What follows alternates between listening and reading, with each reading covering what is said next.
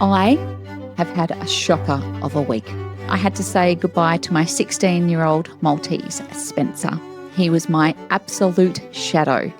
He had stopped eating, and after a trip to the vet, we knew it was time.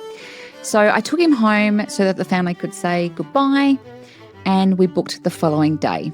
If anyone has put a pet down or said goodbye to a pet, it is literally heartbreaking. And we did that with his brother in COVID. So my two boys who have been with me before marriage, before children, before anything else, my little shadows. So the next morning on my walk, my husband and I were walking along and I tripped on some dodgy pavement and I split my chin open. Of course, anyone that knows me knows that I would have done this. I grabbed a tissue out my pocket and said, let's just keep walking. Now, let me just paint the picture for you. I tripped, I did a little yelp, and there was blood everywhere. Anyway, so I've got a tissue. It's fine. My husband's like, no, we're going home. I'm like, okay, fine. So we went home. He pulled out the first aid kit and then he had a look and he's like, yeah, we're actually going to the emergency department. Now, this is at 6:30 in the morning, peeps. I had a vet appointment at 9:20. So off we went to the emergency department. Spency was on Evie's bed having a last little cuddle with Evie. And we went in and there was no doctor on duty until 7 o'clock. They were all full. Everything was full. They tried to clean me up as best that they could. I fainted in the chair because I really don't like blood, basically. So that was fun. So then I had to send my husband home for them to get ready for the vet and for him to look after Evie, and I stayed in the hospital. 9 a.m.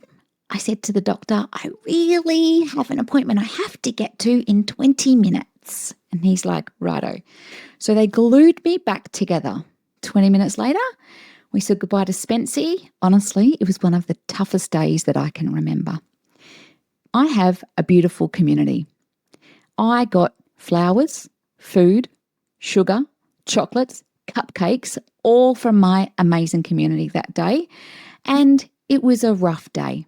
I also went to bed really early because that's what you do, right? When you're all bunged up. Anyway, the show must go on. The next night, I hosted a dinner for 28 women. I had a big patch on my chin. And then the following day was go-getter day, our biggest yet. 75 women in the room, a full video crew. I could have cancelled. I feel like no one would have blamed me. I could have cancelled. But sometimes having something to focus on is actually really helpful. And to know that I could get through the event, that I could get through the dinner, and when Friday came, I could clear my diary and have a cry and a reset. It's just having that space in the diary. The week that followed, unfortunately, brought even a little bit more. A skin check revealed I had stage 1 melanoma, which thankfully we caught early. And so I had to go and have a little biopsy for that. So stitches in my face, stitches in my arm. Add into that an unwell mother-in-law in Tasmania. We had to do a little trip over there. School holidays. I'm in the middle of Thriving Women launch at this stage. And let's not forget good old menopause kicking my butt.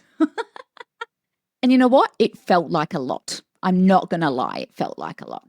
But here's the thing. When life piles on like that, I've learnt to give myself permission to clear the diary where I can, to go to bed early, to be grumpy if that's what I need, and just to be human, because it happens to everyone and you just have to deal with it, right? And in business, it feels a bit the same. There are those seasons where everything feels like it's just too much, where it feels like the universe throws things at you faster than you can possibly catch. And the question isn't if that will happen, it's when will that happen? And what matters, what truly matters in those moments is how you respond. Do you cancel everything and hide, or do you choose the things that matter the most, and show up where you can and give yourself grace in the rest? For me, showing up for those women at dinner and at Go-Getter Day gave me strength. Now, I did question myself, ladies, around, am I mad? Am I mad to do this? So I did have to check in with myself. And also, could I bring the same amount of energy that I have always brought? even though my heart was hurt, my face was smashed, all the things. And you know what? A good makeup artist, shout out to Justino, amazing, good makeup artist does wonders. And the energy in the room helped me get through. And I can tell you that those ladies said that was the best go-getters day ever. So I know I haven't dropped any quality of standard. It was still a great day for people. And I was just looking after my own little heart. For me, showing up for those amazing women at dinner and go-getter day gave me strength that I didn't actually know that I necessarily had. I'm strong, I'm tough, I'm resilient, I'm all the things. But that was just like next level. And clearing the space later on the Friday gave me a chance to recover. So my reminder to you is this. In business and in life, it's not about being unshakable. I am certainly not unshakable, as it turns out. It's about being flexible. It's about knowing when to push through and knowing when to pause, because you don't have to do it all the time. You just need to do what matters in the moments that matter. So yeah, life has a way of throwing curveballs, sometimes all at once. But what I've learned is that we don't have to be perfect.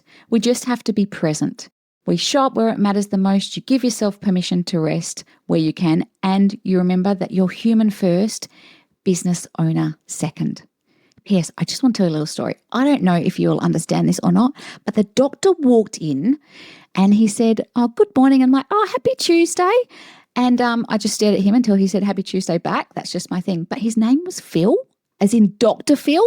And I'm like, that's hilarious. So even in that moment when I'm in a bit of pain and a bit delirious, I could still see the humour in the moment. And I was talking to a couple of my thriving women. They're like, "You've already written content about this." I'm like, "Yeah, well, I was in the waiting room. I've already written content about this," right? There's always a story. There's always something to be learned from this as well. So if you're in a season where it just feels like a lot, take heart. You are not alone. Some people don't even talk about this, right? You clear what you can, you protect your energy, and you trust that you'll find your way through. Different episode for us today. Thank you so much for listening. And as always, I would love to hear how you navigate these tougher seasons. But until next time, let's just be kind to ourselves and keep going one step at a time.